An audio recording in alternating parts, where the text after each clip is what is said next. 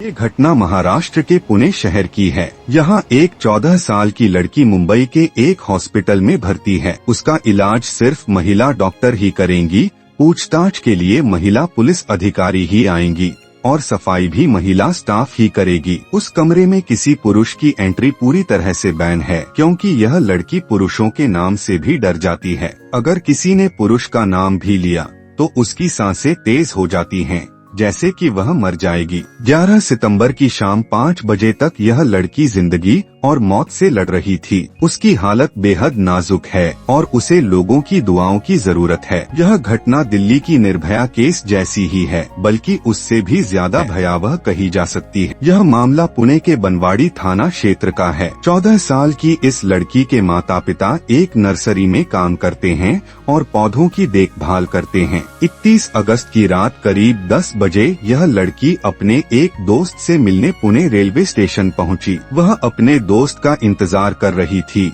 लेकिन जब काफी देर तक वह नहीं आया तो वह परेशान हो गई। इसी दौरान एक ऑटो चालक की नजर उस पर पड़ी। उसने लड़की को रोते हुए देखा और पूछा, तुम क्यों रो रही हो? क्या मैं तुम्हारी कोई मदद कर सकता हूँ? लड़की को किसी सहारे की जरूरत थी। उसने सोचा कि ऑटो वाला उसकी मदद कर सकता है, इसलिए उसने उसे अपनी परेशानी बता दी। उसने कहा कि वह अपने परिवार की मर्जी के बिना अपने दोस्त से मिलने आई थी, लेकिन वह नहीं आया, इसलिए वह परेशान है। यह सुनकर ऑटो वाला वहां से चला गया। करीब 10 मिनट बाद वह वापस आया और लड़की से कहा कि जिसका वह इंतजार कर रही थी वह लड़का बाहर खड़ा है, लेकिन शर्मिंदगी के कारण अंदर नहीं आना चाहता। ऑटो वाले ने लड़की को भरोसा दिलाया कि वह उसे उस लड़के से मिला देगा। लड़की पहले से ही बहुत परेशान थी, उसे प्यास लगी थी और पास में पीने का पानी भी नहीं था। ऑटो वाले ने उसे पानी की एक बोतल दी,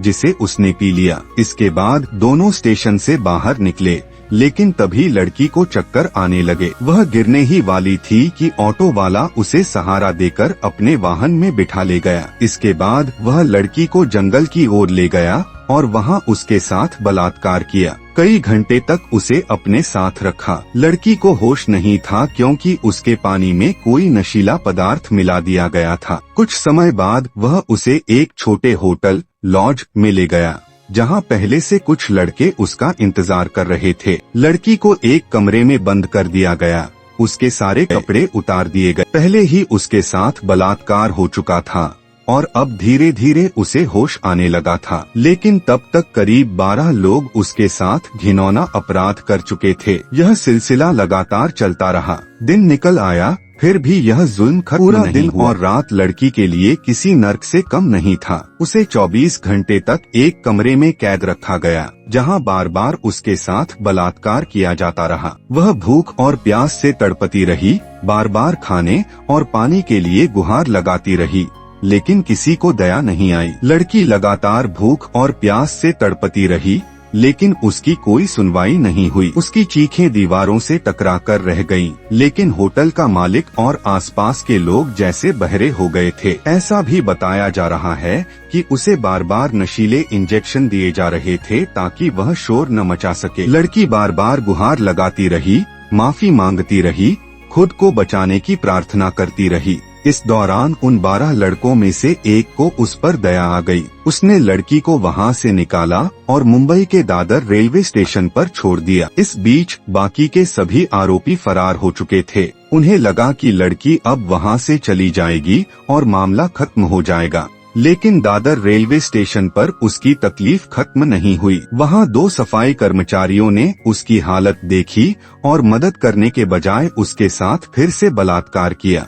यह लड़की अभी पहले वाले दरिंदों से बची ही थी कि इन सफाई कर्मियों ने भी उसके साथ वहशीपन कर डाला। इसके बाद उन सफाई कर्मियों ने लड़की को एक ट्रेन में बिठा दिया जो उत्तर की ओर जा रही थी। सैकड़ों किलोमीटर का सफर तय करने के बाद लड़की चंडीगढ़ पहुंच गई। वह ट्रेन के एक कोने में सहमी हुई बैठी रही। इस दौरान कई लोग आए गए, लेकिन किसी की नजर उस पर नहीं पड़ी, जैसे वह अदृश्य हो गई हो। लगातार 48 घंटे तक वह यातना झेलती रही।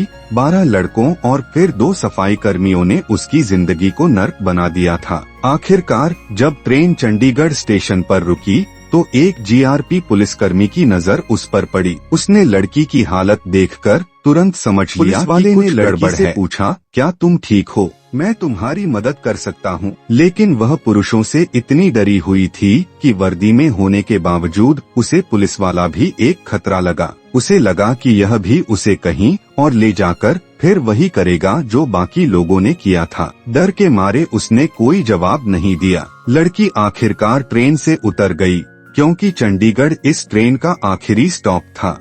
वह स्टेशन के एक कोने में सहमी हुई बैठ गई। लेकिन यह पुलिसकर्मी सच में एक अच्छा इंसान था। उसने तुरंत चाइल्ड वेलफेयर कमेटी CWC से संपर्क किया। कुछ ही देर में वहां एक महिला अधिकारी पहुंच गई।